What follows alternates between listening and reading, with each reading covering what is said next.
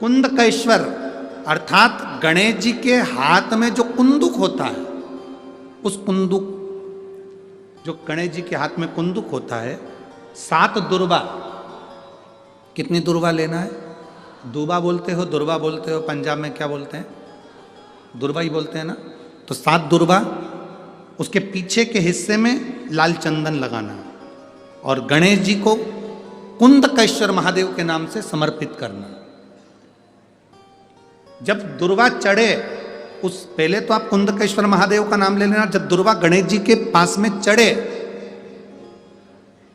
तब चंद्र गणेश का स्मरण कर लेना और अपने दिल की बात बाबा से प्रार्थना कर कर उस दुर्वा को चढ़ाओ। एक दुर्वा उसमें से मांग कर लेकर आओ।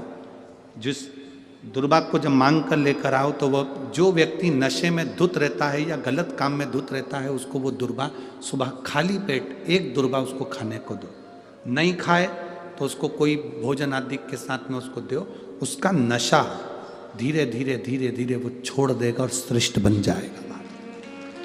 श्रेष्ठ कुंदकेश्वर महादेव या कुंदुक का प्रहार। कुंदुक 2-3 जगह पर काम करता है। कुंदुक का अगर आपने कभी स्मरण करा हो कुंदुक का, तो कभी, वैसे तो मेरे को लगता है कि आप लोगों ने गणेश जी के हाथ में कुंदुक देखा होगा। एक शस्त्र होता है जो एस जैसा बना होता है, जो गणेश जी के हाथ में पकड़े होते हैं। दर्शन किया है? तो वो कुंदुक कहलाता है। जो बहुत चिड़चिड़ा हो जाए, बहुत अपशब्द कहना, बहुत ताने देना, बहुत गाली देना, बहुत आड़ा टेढ़ा कहना, जरा जरा सी बात में बिखर जाना, क्रोध आ जाए।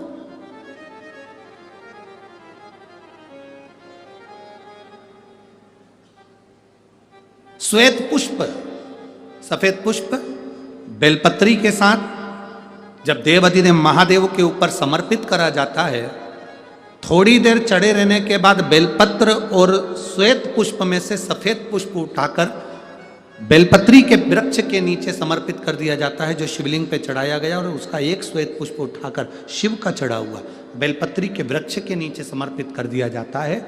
वहां की मिट्टी को उठाकर अपने घर के द्वार का स्पर्श करा दिया जाता है।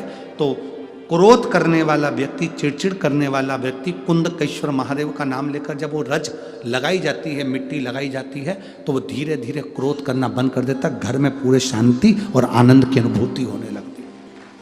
ये कुंदकेश्वर है, ये साधारण नहीं है। कुंदकेश्वर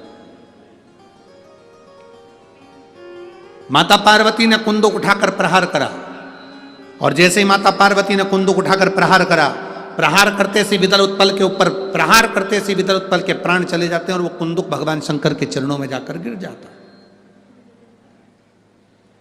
जब शिवजी के चरणों में कुंदुक जाकर गिरा, तब शंकर भगवान के चरणों में माता पार्वती जी ने जाकर देखा तो उनके चरणों में चोट लगी हुई थी। क्षमा मांगी, चरणों में गिर गई मां, और शिवजी ने कहा, पार्वती तुम दुख ना मनाओ, तुम्हारे कुंदुक का मेरे चरणों में गिरना, मेरा नाम आज से कुंदकेश्वर होगा।